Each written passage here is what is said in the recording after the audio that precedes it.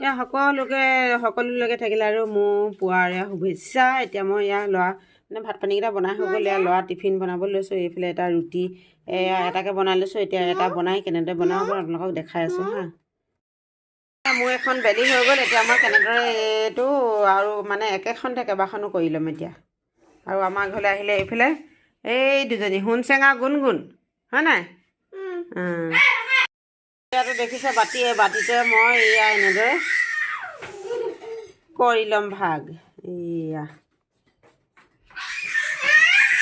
মানে কি ল'ৰাই সৰু সৰুকৈ বনাই কি খাই ভাল পায়, সেই গতিকে আৰু এনেদৰে গোল হ'লে দেখিবলৈও ভাল লাগে আৰু সৰু সৰুকৈ খাই যিহেতু, সেই গতিকে আৰু সৰু সৰুকৈ এয়া 3টা বনাই দিলোঁ। তেতিয়া এৰুৱাই লওঁ।